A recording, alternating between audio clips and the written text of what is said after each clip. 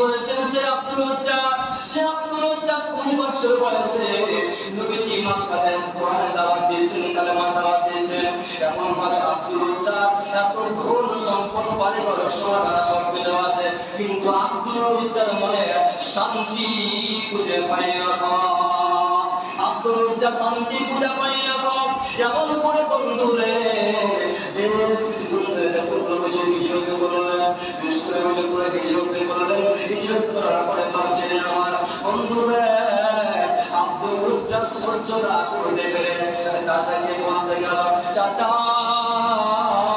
আপনি কি মোহাম্মদকে আপনি চিনেন? সে মোহাম্মদের লোকটাকে তখন কথা বলেছে আমি চিনি। তোমার মাতৃভূমি, তোমার উদ্দেশ্য কি, তোমার কারণ কি? ও ভাতিজা তুমি বলো, ভাতিজা তুমি বলো। তখন সে আব্দুল রাজ্জাক বলেছে, চাচা আমি মোহাম্মদ রাসূলুল্লাহ সাল্লাল্লাহু আলাইহি ওয়াসাল্লামের অনেক ভালো লেগেছে, আমি তার উপরে ঈমান আনবো, তার আল্লাহর উপরে ঈমান আনবো। কেননা আপনি যে সে মূর্তির পূজা করেছেন, কেননা আপনি ঠাকুরকে ডাকছেন চাচা, এই ঠাকুর আপনাকে বিভিন্ন পরিমাণে সাহায্য করতে পারবে না, করতে পারবে না, সহযোগিতা করতে পারবে না। অতএব চাচা আমি আল্লাহর উপরে ঈমান আনবো এবং রাসূলের উপরে আমি ঈমান আনবো। তখন তার চাচা বলেছে, ভাতিজা শোন, ও আপনার জাতির শোন, তুই যদি মুহাম্মদের উপরে যদি ঈমান আনিস, তুই যদি আল্লাহর উপরে ঈমান আনিস, তুই শোন, তোকে আমি বাড়ি দিয়েছি, গরু দিয়েছি, সরা দিয়েছি, তোকে ধন সম্পদ দিয়েছি, তোকে যা করে দিয়েছি আমি তোর কাছ থেকে ছিনিয়ে নিব, আমি তোর কাছ থেকে নিয়ে নিব। বন্ধুরে তাদের ঈমান কথা মজবুত ছিল। আপনাদেরকে বুঝাবার জন্য এই হাদিসটা আপনাদের সম্মুখে আমি বয়ান করেছি।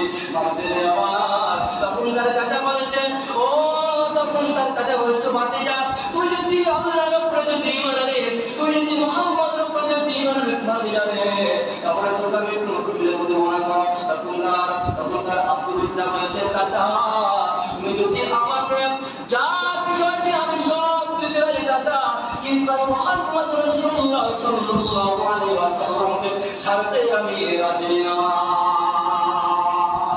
দেখেন কেমন আল্লাহর নবীর সাহাবীদের কেমন ঈমানের পাওয়ার ছিল, আমাদের ছিল কেমন ঈমান। দেখেন বন্ধু সে আব্দুল রাজ্জাক সব কিছু দিয়ে দিল, উট দিয়ে দিল, সোনা দিয়ে দিল, আংটি দিয়ে দিল, যা কিছু যতগুলো তারা ধন সম্পদ যা দিয়েছিল সব কিছু দিয়ে দিল। যখন আব্দুল রাজ্জাক চাচা আমি তোমাকে সব ছেড়ে দেব, তুমি বুঝে যাবে। তখন চাচা বলেছে, ভাতিজা শোন, তুই যে শরীরে যে পোশাকটা পরে আছে, যে বস্তা পরে আছে, যে জামাটা পরে আছে ভাতিজা, সেটা জামা টাকা দেখে ভাতিজা এটা তুই আমাকে তুই ফেরত দে। আব্দুল রাজ্জাক সেটাও ফেরত দিল।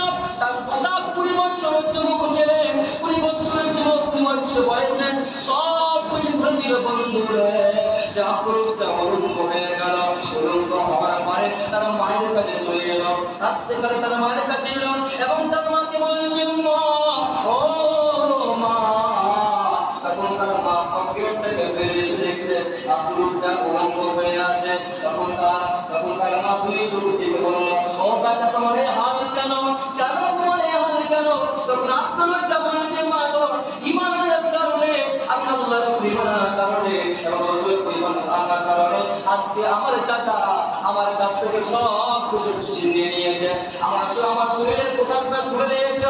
ও মা আমাকে একটা কিছু দাও, আমি মুহাম্মদ রাসূলুল্লাহ সাল্লাল্লাহু আলাইহি ওয়াসাল্লামের কাছে আমি সাক্ষাৎ করতে যাব, আমি তার কাছে আমি যাব। তার মায়ের কাছে চলে তার মা তখন তাকে একটা ছিঁড়া কম্বল দিল। ছিঁড়া কম্বলটা দিয়ে সে ছিঁড়া কম্বলটা দুই ভাগ করে, দুই টুকরা করলো। একবার লজ্জায় স্থান রাখলো, আরেকবার সে তার বুকটা বডি ভাগ করলো। থাকার পরে মুহাম্মদ রাসূলুল্লাহ সাল্লাল্লাহু আলাইহি ওয়াসাল্লাম চলে গেলেন। তারপরে নবীজি মসজিদে নামাজে বসে আছেন, সাহাবীদেরকে মিটিং করেছেন। হঠাৎ করে নবীজি বাইরে চলেছে। আব্দুল রাজ্জাক সে মহব্বত হয়ে, অসহায় হয়ে, সে মজলুম হয়ে, সে তোমার দাঁড়িয়ে আছে এবং নবীজি বললেন, আব্দুল রাজ্জাক তখন বলেছে, আমি ঈমানের কারণে আমার শরীরের পোশাকটা আমাকে আনতে পারি। তাহলে বন্ধুরে আমার বাঁচিয়ে আমার ছিল, ইমানের কথায় মজবুত ছিল, সুন্দর হয়ে আমাদেরকে ভালো ইমান আনতে হবে, আল্লাহর উপর ইমান আনতে হবে, পরলোকের ইমান আনতে হবে, আর রাসূলের উপর ইমান আনতে হবে। তবে আমরা মুমিন হতে